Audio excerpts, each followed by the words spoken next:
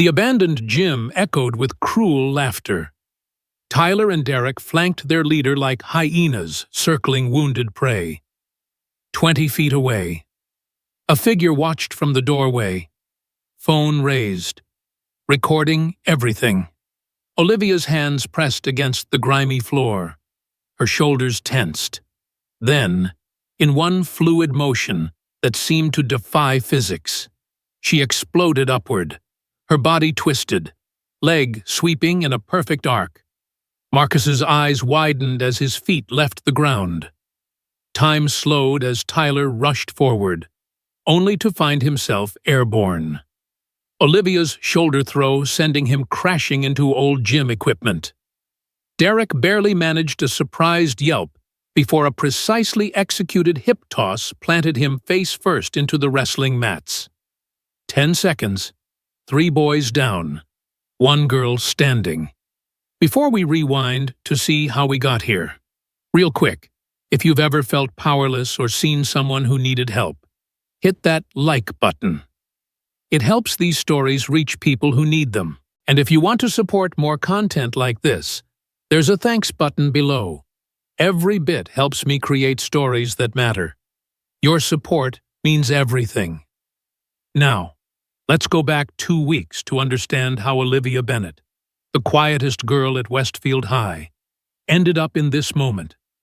But to understand how Olivia Bennett, the quietest girl at Westfield High, ended up in this moment, we need to go back 2 weeks. The morning fog clung to Westfield High like a secret nobody wanted to share. Olivia pulled her oversized gray hoodie tighter as she approached the main entrance. First day at a new school. Again. She'd perfected the art of invisibility. Hood up. Eyes down. Earbuds in, but no music playing. Just a prop to discourage conversation. Fresh meat, someone whispered as she passed. She didn't react. Never react. That was rule number 1. The hallway stretched before her like a gauntlet. Lockers slammed. Voices echoed. The familiar scent of industrial cleaner mixed with teenage anxiety. She found locker 347, spun the combination the office had given her. The metal door stuck. She pulled harder. Need help. A voice beside her, not mocking, genuinely offering. She glanced sideways. Tall boy, kind eyes behind wire-rimmed glasses. I got it, she said quietly. Giving the locker a specific tap-and-pull motion, it popped open. I'm Nathan, he said. Nathan Park. You're new. She nodded, already turning away. Don't make friends. That was rule number 2. Well, if you need anything, Nathan started. But she was already moving down the hall, a ghost among the living. First period. AP Literature. She chose a seat in the back corner, optimal for observation, minimal for interaction. Students filtered in, chattering about weekend parties and relationship drama, normal teenage concerns that felt alien to her. That's when she first saw them. Marcus Harrison entered like he owned the air everyone else was breathing. 6'2", quarterback build. Designer everything. The kind of guy whose father donated wings to schools and expected special treatment in return. Derek Hoffman and Tyler Chase followed in his wake. A practiced formation of privilege and cruelty. Marcus's eyes swept the room and landed on her. A slow smile spread across his face. Well, looks like we got ourselves a mouse. The class fell silent. Even the teacher, Miss Rodriguez, seemed to shrink slightly. Olivia kept her eyes on her notebook. Don't engage. Rule number 3. Marcus sauntered over, planted his hands on her desk. His cologne was expensive and overwhelming. I'm talking to you, new girl. She looked up slowly, meeting his gaze with careful emptiness. Olivia, she said. Olivia, he repeated, drawing out each syllable like he was tasting them. Where are you from? Olivia. Around. Tyler snickered. She thinks she's mysterious. I think she's just rude, Derek added, cracking his knuckles. Ms. Rodriguez finally found her voice. Gentlemen, please take your seats. Marcus straightened, still smiling. We'll chat later. Olivia. The promise in his voice made her stomach tighten. As he walked away, she caught Nathan watching from across the room, concern written on his face. She looked away. His concern wasn't her problem. The cafeteria at lunch was an ecosystem of established territories. Jocks dominated the center tables, art kids clustered near the windows, band geeks held court by the vending machines. Olivia took her tray to an empty table in the corner, hoping to eat in peace. Hope died quickly at Westfield High. Sitting alone, Marcus materialized beside her, his friends forming a semicircle. That's just sad. She took a bite of her sandwich, chewed slowly. Maybe she doesn't speak English well, Tyler suggested with fake concern. Should we talk slower? Maybe she's just too good for everyone, Derek said, reaching for her apple. Her hand moved instinctively, intercepting his. Just a gentle deflection. But Derek jerked back like he'd been shocked. Did you just touch me? His voice rose. The new girl just put her hands on me. Students turned to watch. Phones appeared like weapons drawn. I was reaching for my apple, Olivia said calmly. You got in the way. Marcus's smile widened. Sounds like assault to me. My boy Derek might need to defend himself. The cafeteria held its breath. This was how it started. The testing, the pushing of boundaries. Seeing how far they could go before someone broke. Olivia stood slowly, picked up her tray. Excuse me. She tried to step around them. Tyler moved to block her. She shifted direction. Derek countered, a dance of intimidation she'd seen before. Where are you going? Marcus asked. We're just trying to be friendly. I'm not interested in your friendship. The words came out flat, matter of fact. Something flickered in Marcus's eyes. Nobody rejected Marcus Harrison. You know what, I don't think I like your attitude. He reached out, quick as a snake, and flipped her tray. Food splattered across her hoodie, apple rolling across the floor. The cafeteria erupted in gasps and nervous laughter. Olivia stood perfectly still. Ketchup dripped from her sleeve. Mac and cheese clung to her front. Her hands hung loose at her sides. But Nathan, watching from 2 tables away, noticed how her fingers curled slightly, then relaxed. Curled and relaxed, like she was gripping something invisible. Oops, Marcus said. Clumsy me. For a moment, something shifted in Olivia's eyes. A flash of something dangerous, quickly suppressed. When she spoke, her voice was eerily calm. Accidents happen. She walked away, leaving them standing there. The cafeteria buzzed with whispers. Did you see that Victoria Chen, the student body president, whispered to her friend? She didn't even flinch. Weird, her friend replied. Who doesn't react when Marcus Harrison targets them? In the bathroom, Olivia cleaned her hoodie with paper towels. Movements efficient and practiced. Her reflection stared back. Dark hair. Hazel eyes that gave away nothing. She'd been pretty once, before she learned that pretty drew attention and attention drew trouble. Her phone buzzed. A text from her mother. How's the first day going? Sweetie, she typed back. Fine. Another lie to add to the collection. The harassment escalated with mathematical precision. Day 2, her notebooks knocked from her desk in every class. Day 3, anonymous notes in her locker with crude drawings and cruder words. Day 4, A doctored photo of her face on an inappropriate body circulated through Snapchat. She endured it all with the same blank expression, the same measured responses. But those who looked closely, and Nathan Park was looking, could see the signs. The way she unconsciously mapped exits when entering a room. How she never sat with her back to a door. The fluid grace in her movements that suggested muscle memory beyond her years. Why don't you report them? Nathan caught up with her after school on Friday, his voice urgent. Principal Coleman needs to know what? She didn't slow her pace. That boys knocked my books down, that someone made a mean picture, they'd get a warning, maybe detention, and then they'd escalate. So you're just going to take it. She stopped, turned to face him for a second. Her mask slipped. Sometimes the smartest thing to do is nothing at all. That's not... You seem nice, Nathan. She cut him off. So here's some free advice. Stay away from me. I'm not worth the trouble it'll bring you.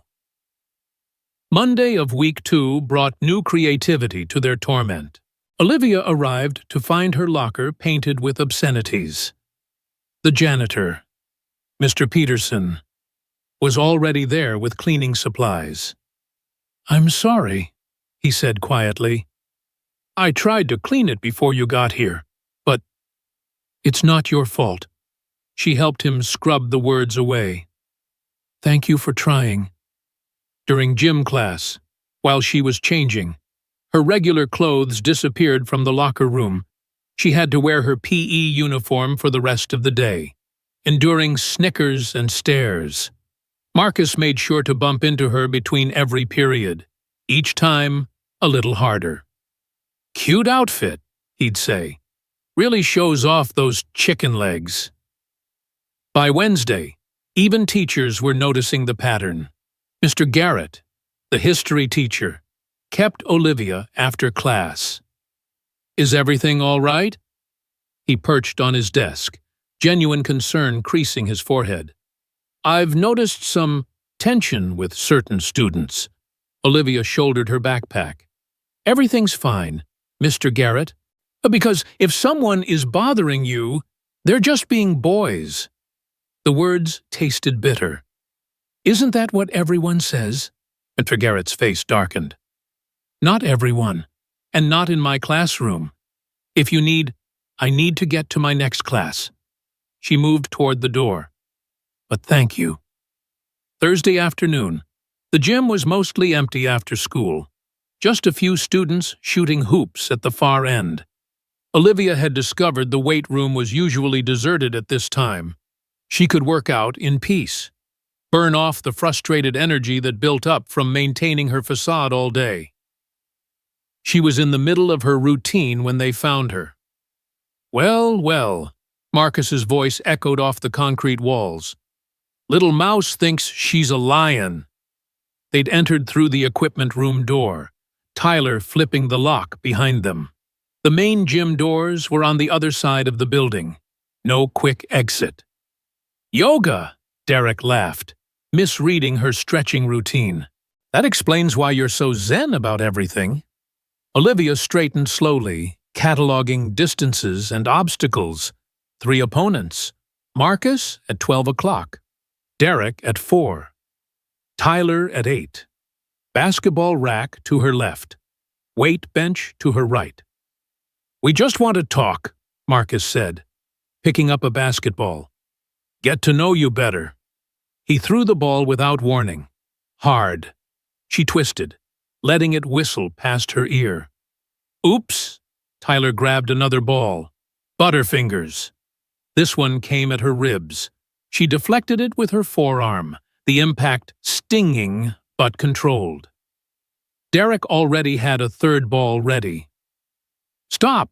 Her voice carried a warning they were too amped up to hear. Or what? Derek launched his throw. This time she didn't dodge. She caught it. The slap of leather on palms echoing sharply. The boys paused, surprised. She's got reflexes, Tyler admitted. Lot of good they'll do her, Marcus said, advancing. Olivia dropped the ball, let it bounce away. I'm leaving now. No, Marcus blocked her path. You're not. See, you've been disrespecting us since day one, acting all high and mighty, like you're better than everyone. I just want to be left alone. And I want a lot of things. His voice dropped, turned ugly. But we don't always get what we want, do we? My dad taught me that. Taught me that people need to know their place. Something shifted in Olivia's expression. Your dad sounds like he's afraid of strong women. The words hung in the air like a challenge. It was the first time she'd truly talked back, and the effect was immediate. Marcus's face flushed red. What did you say? You heard me? She stood straighter. Bullies are just cowards in disguise. And cowards are usually made, not born. So, what made you? Marcus Daddy not hug you enough, or did he hug you with his fists? Derek and Tyler exchanged uncertain looks. They'd never heard anyone talk to Marcus like this. Marcus stepped closer, fists clenched. You don't know anything about me. I know enough. Her voice stayed level. I know you target people you think can't fight back. I know you travel in a pack because you're scared to stand alone. I know that every cruel thing you do is just you trying to feel powerful because deep down, you feel powerless. Shut up. Hit too close to home, Marcus snapped. His hand shot out, grabbed her shoulder, spun her toward the wall. I said, shut. What happened next was too fast for Derek and Tyler to fully process. Olivia's hand came up, gripped Marcus's wrist. Her body pivoted, using his momentum against him. His feet left the ground as she executed a perfect shoulder throw, sending him crashing onto the gym mats. He lay there, gasping, wind knocked from his lungs. Derek and Tyler stood frozen, brains trying to process what they'd just seen. That's assault, Tyler finally managed. You just assaulted him. Olivia stepped back, hands returning to her sides. No, that was self-defense. Learn the difference. She grabbed her bag and headed for the door. And Marcus. Next time you want to feel powerful, try helping someone instead of hurting them. It lasts longer. She left them there, Marcus still gasping on the ground. His friends, too, shocked to pursue. But she knew this wasn't over. It had only just begun. That night, Olivia sat on her bed, staring at her phone. 3 missed calls from her mother. A text from Nathan. Heard something happened in the gym. You okay? She ignored them all, instead opening her laptop and typing a name into the search bar, Marcus Harrison Westfield. The results painted a familiar picture. Star athlete, mayor's nephew, multiple college scouts interested, a few buried incidents, a suspension freshman year for horseplay that sent a kid to the hospital, a hushed-up car accident where daddy's lawyers made problems disappear. She closed the laptop. Tomorrow would bring retaliation. They'd come harder, meaner. The throw in the gym had been instinct, muscle memory overriding judgment. She'd shown her hand too early. Her father's voice echoed in her memory. True strength is knowing when not to fight. Live, but when you must fight, don't hold back.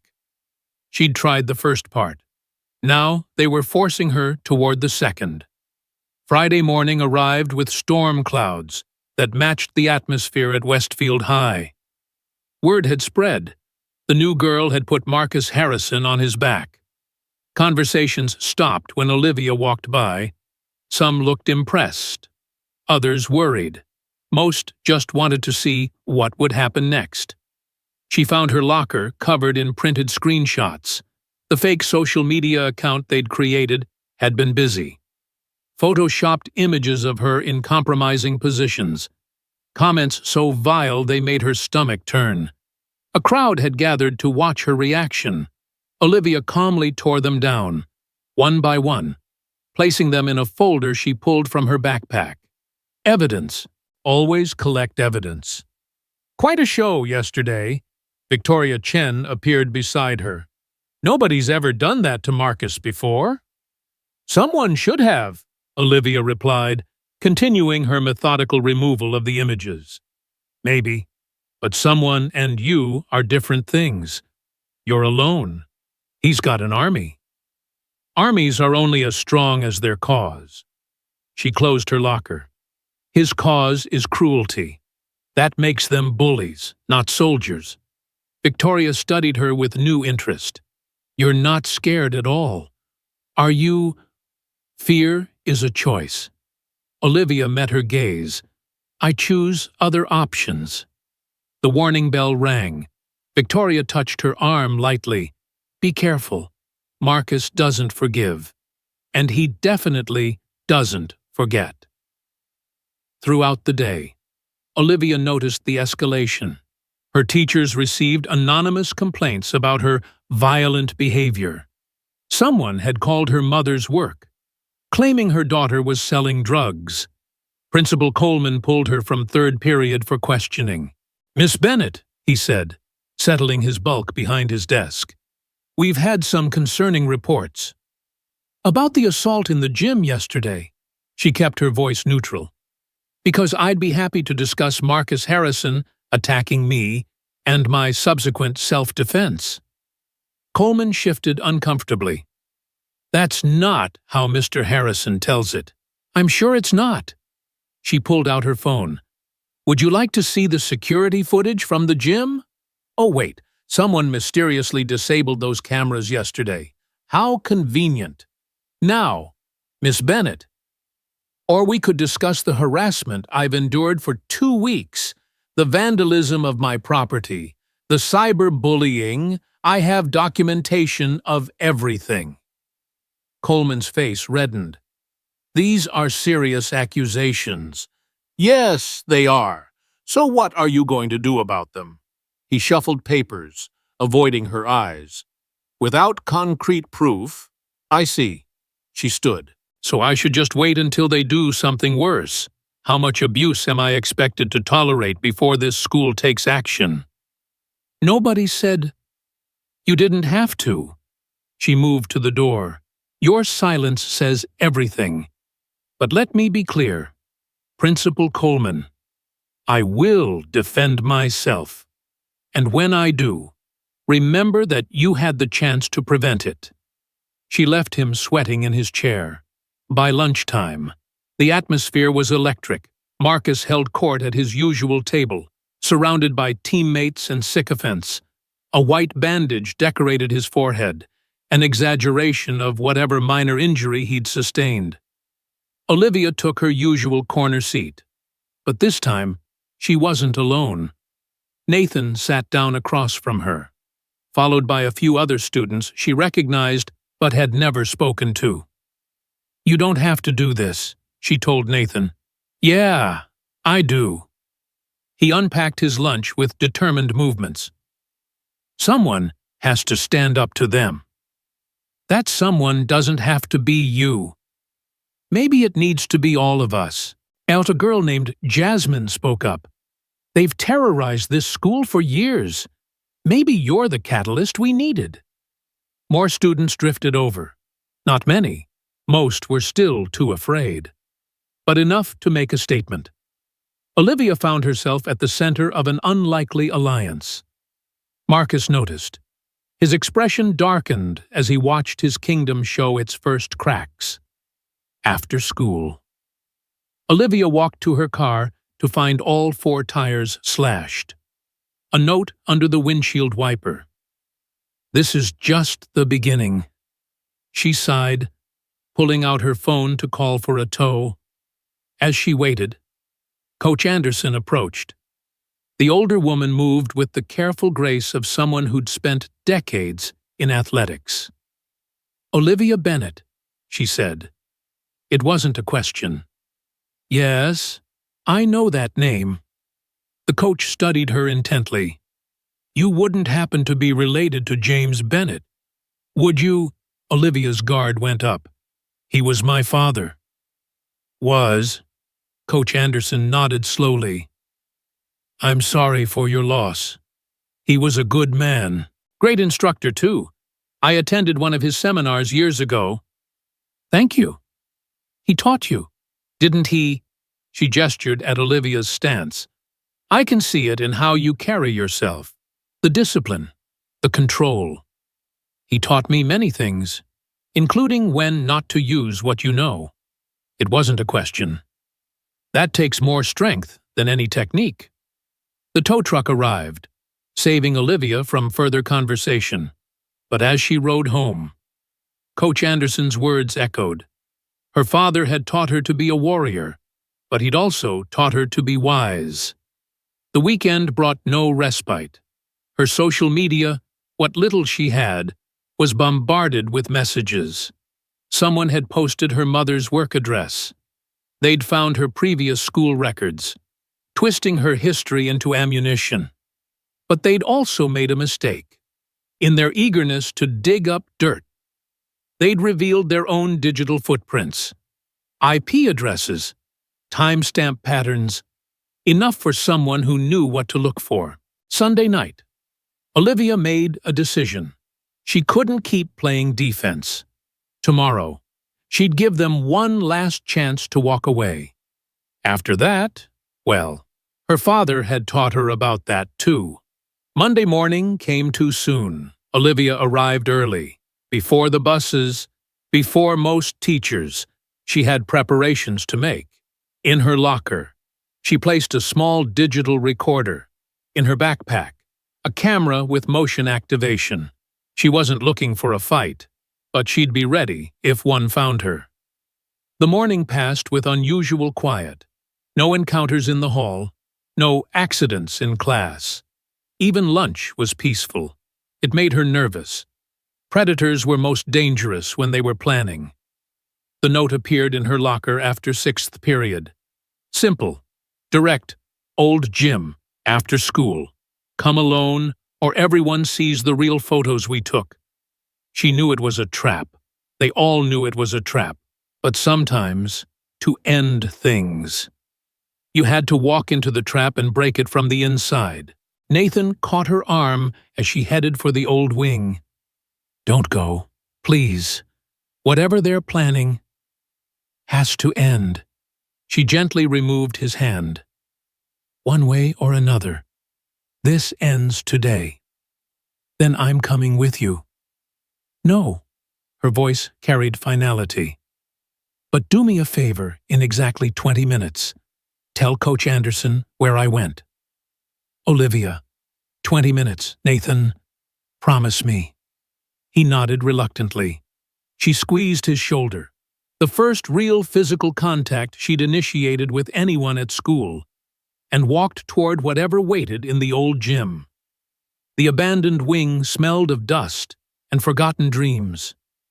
Trophy cases lined the walls, celebrating victories from decades past. Her footsteps echoed on worn linoleum. The old gym doors stood open. An invitation. A challenge. She entered. They were waiting. Of course. Marcus in the center, Derek to his right, Tyler to his left, classic intimidation formation. The doors swung shut behind her with a final-sounding thud. "Glad you could make it," Marcus said. His voice echoed in the empty space. "We have some unfinished business."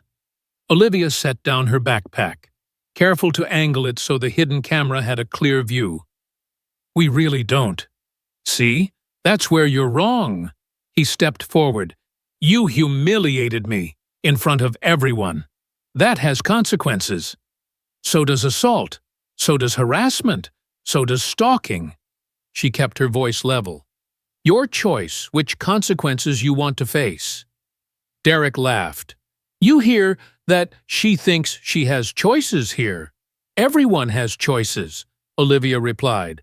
You're making yours right now, and you'll have to live with them. Enough talk. Tyler moved to flank her. Time to teach you some respect.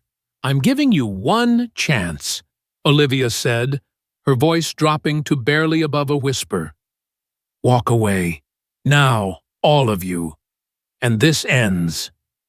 Marcus stepped closer, close enough that she could smell the energy drink on his breath. Or what you'll throw us again? There's 3 of us this time, and no one's coming to save you. I don't need saving. She shifted her weight slightly, finding her center.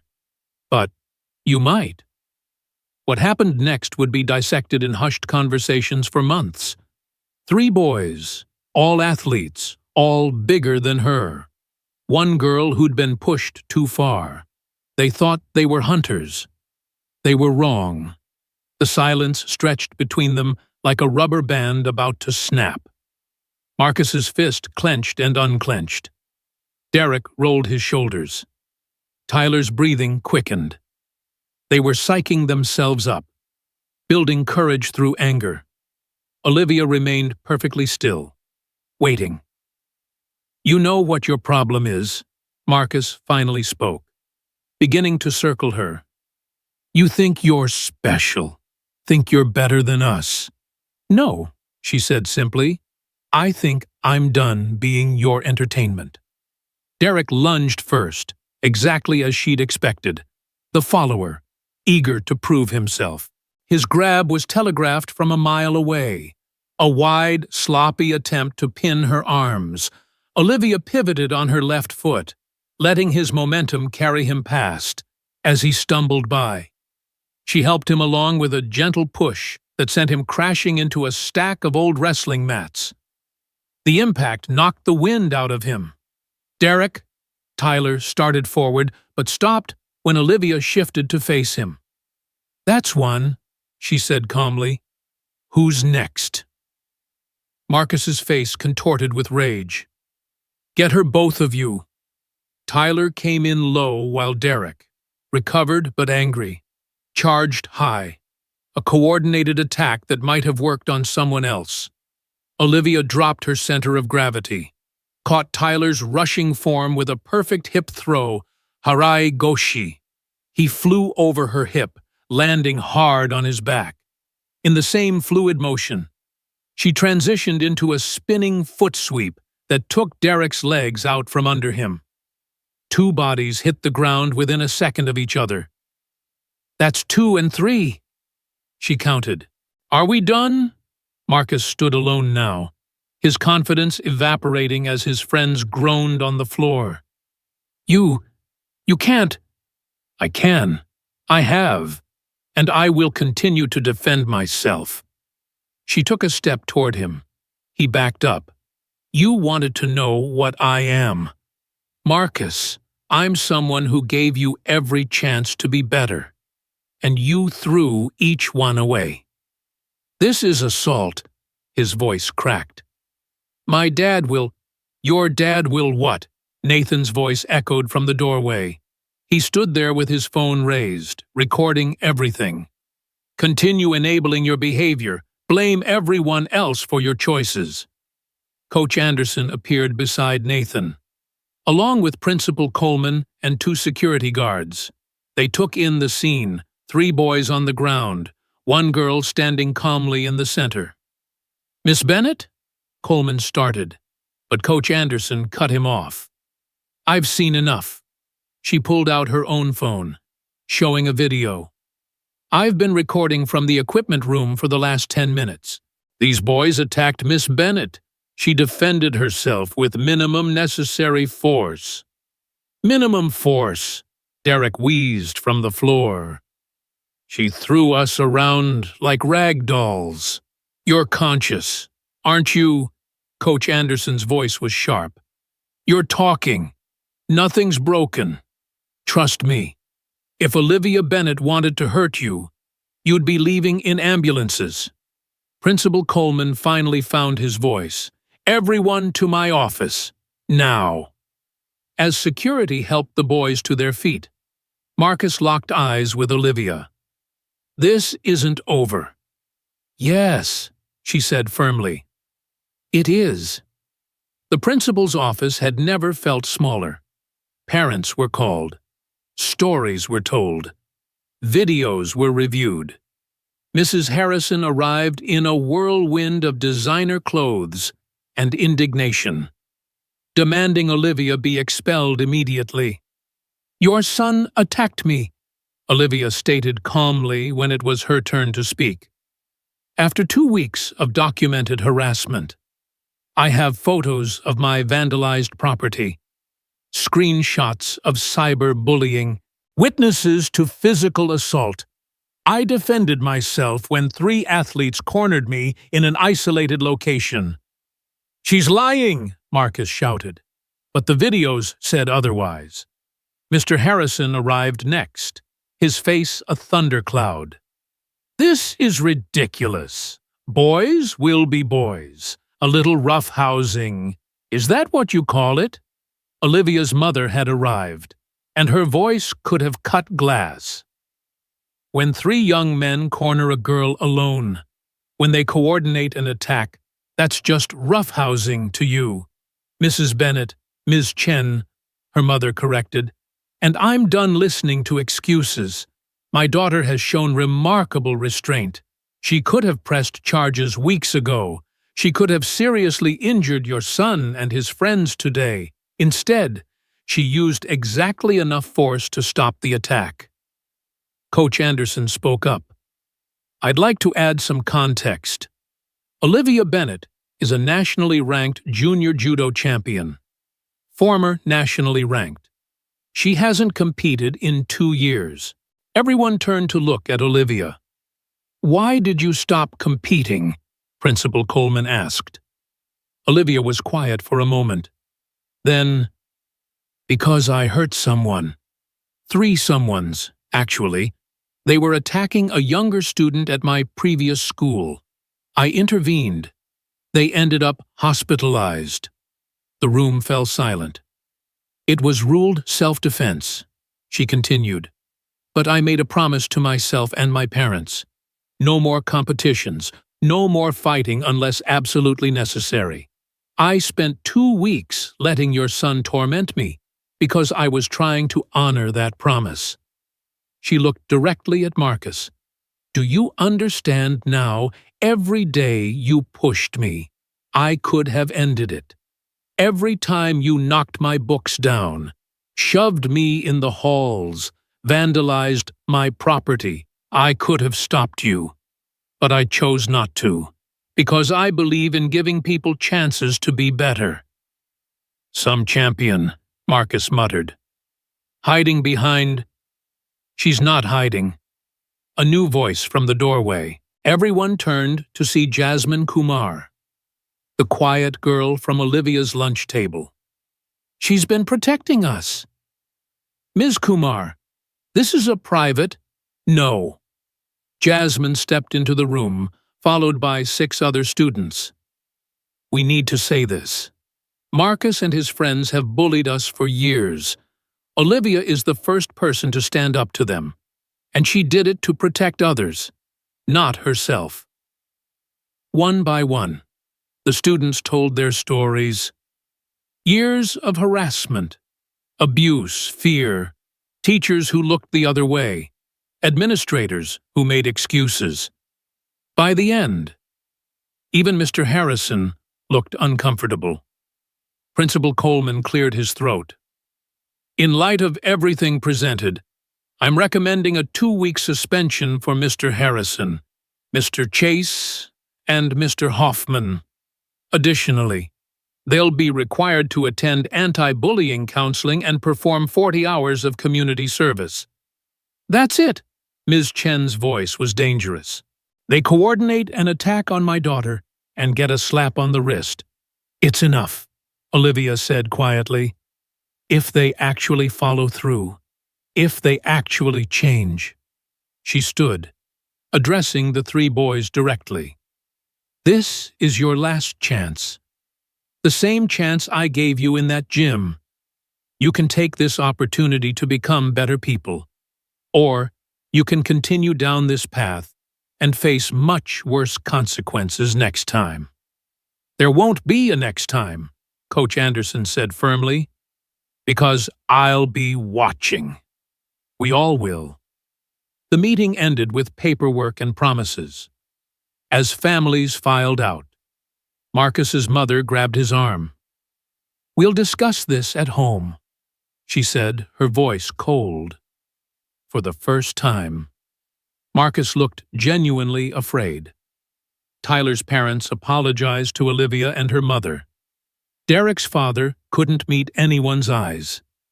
Change, Olivia thought, might actually be possible. The next morning, Westfield High felt different. Olivia arrived to find her locker decorated not with hate, but with thank you notes. Students she'd never spoken to nodded respectfully. The bullying ecosystem that had thrived for years had cracked. "You know, you're famous now." "Right." Nathan fell into step beside her. "Everyone's calling you the judo girl." "I just want to be Olivia," she said. Too late for that. Victoria Chen joined them. "You're a symbol now, like it or not." In the cafeteria, Olivia's corner table had become a gathering place. Students who'd been isolated, targeted, afraid, they all gravitated toward her. She found herself at the center of an accidental revolution. "We should start a club," Jasmine suggested. "Self-defense training, anti-bullying advocacy." "I could help with that," Coach Anderson appeared. "If you're willing to teach some basic techniques, Miss Bennett." Olivia hesitated. "I'm not sure." "Please." A freshman boy interrupted. "We need to know how to protect ourselves." Looking around the table at hopeful faces, Olivia made a decision. "Okay, but we do this right. Self-defense is a last resort. First, we learn confidence, we learn to use our voices, we learn to support each other." The club was approved within a week. 30 students signed up immediately. They met in the wrestling room. Learning not just physical techniques, but mental ones. How to project confidence, how to de-escalate, how to document harassment, how to support victims. Marcus, Tyler, and Derek returned from suspension changed, not transformed, that would take time, but aware. Marcus especially seemed subdued, avoiding eye contact with everyone. Word spread that his parents had separated, his father's temper finally pushing his mother too far. One day, Olivia found a note in her locker. Marcus's handwriting, "I'm sorry for everything. You were right about my dad, about me. I'm in therapy now, working on being better." She didn't respond, but she didn't throw it away either. People could change. Sometimes they just needed their world shaken hard enough to see the cracks. Months passed. The self-defense club grew. Other schools heard about Westfield's transformation and invited Olivia to speak. She declined most invitations. She was a student, not a celebrity. But slowly, quietly, change rippled outward. On the last day of school, Principal Coleman called an assembly. Awards were given. Achievements celebrated. Then he called Olivia to the stage.